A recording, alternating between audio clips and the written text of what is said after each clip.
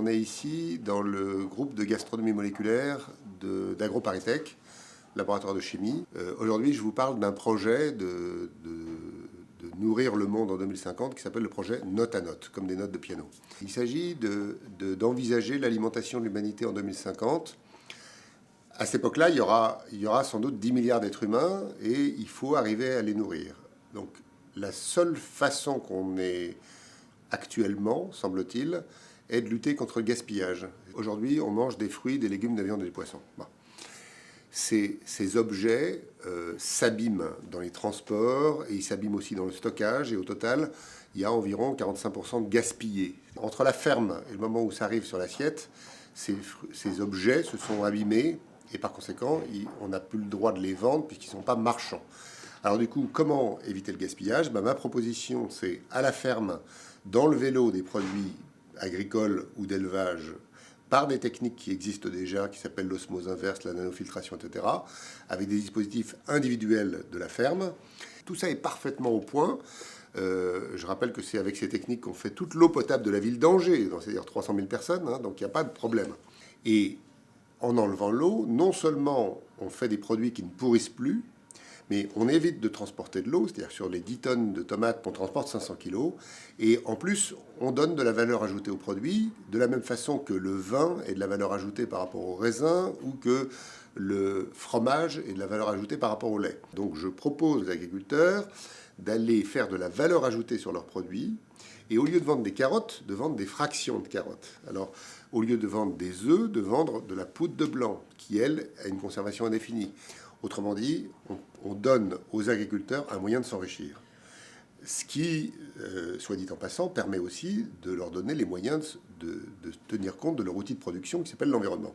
Alors le projet, c'est que quand on a ces fractions, il faudra cuisiner.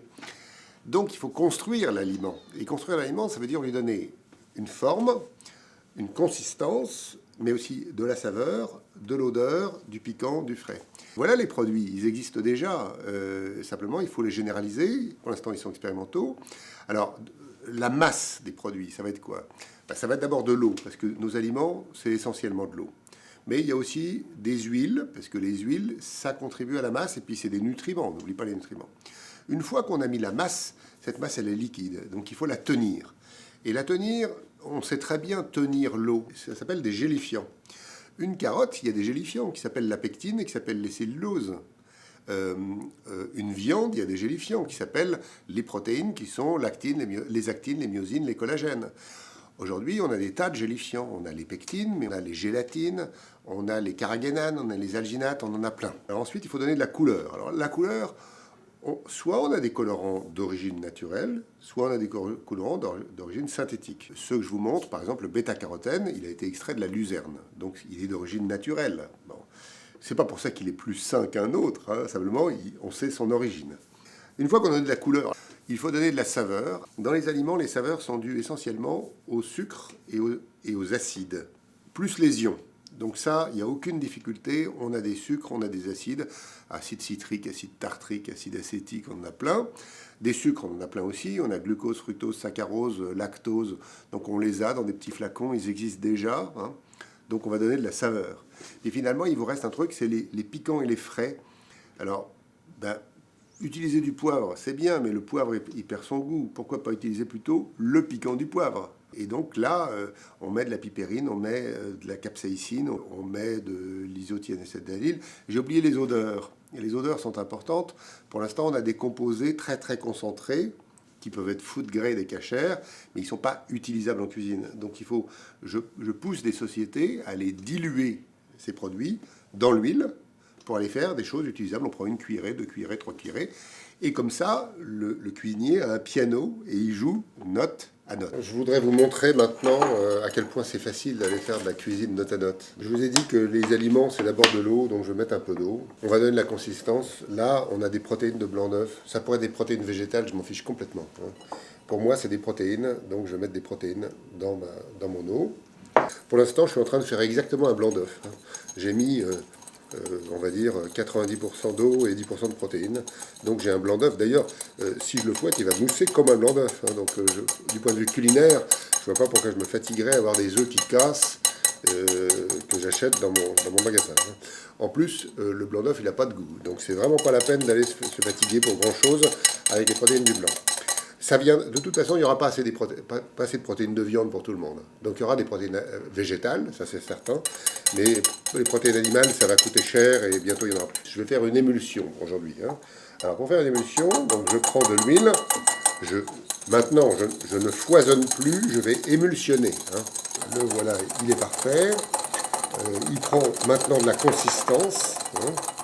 Et maintenant, j'ai un objet qui n'a aucun goût.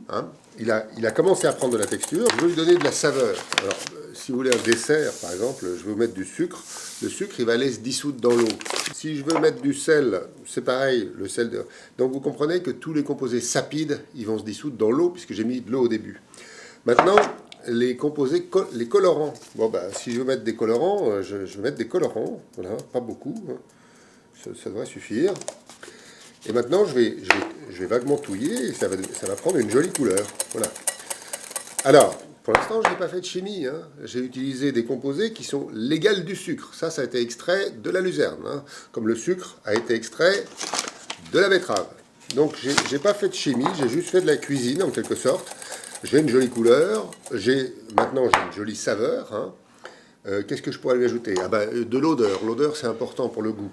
Alors, par exemple, voilà, du 6,1-hexénol. Donc, ce composé, il a une odeur de champignon. Voilà.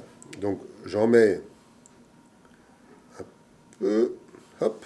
Un champignon, c'est plus compliqué que ça. C'est une odeur de 6-hexénol. Et maintenant, ça y est, j'ai une odeur, j'ai une saveur. Bon, c'est pas mal. Il n'a pas encore beaucoup de consistance. On va lui en donner. Alors, pour ça, je vais attraper ici un bol, comme ça. Je vais mettre ce produit dans le bol qui est là. Et puis ça,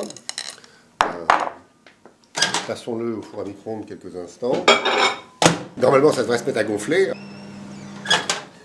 Voilà. Et vous voyez que j'ai une espèce de galette qui a de la consistance, qui a de la couleur, qui a de l'odeur. Voilà un plat qui a été entièrement fait de composés. Il a pas connu le fruit, le légume, la viande ou le poisson en tant qu'objet culinaire. Il y a beaucoup de centres technologiques qui ont pris ma cuisine note à note et qui se sont achetés des imprimantes 3D, parce qu'on est bien d'accord que si on a des produits, il faut les mettre en forme. Et l'imprimante 3D, elle met les choses en forme. Donc le lien, il est évident. C'est-à-dire qu'il y a déjà des laboratoires de technologie, dans des centres d'agronomie, qui sont en train de tester la cuisine note à note sur l'imprimante 3D. C'est amusant, mais c'est pas parce que l'imprimante 3D existe qu'il n'y a pas d'autres techniques. On peut inventer plein d'objets électroménagers qui vont construire le plat. Donc il y a la cuisine note à note qu'il faut enseigner aux cuisiniers du monde entier, mais il faut leur enseigner la cuisine note à note pour qu'ils soient demandeurs des produits que les agriculteurs vont faire, et il faut donc enseigner aux agriculteurs à faire les produits aussi. C'est ça le projet note à note.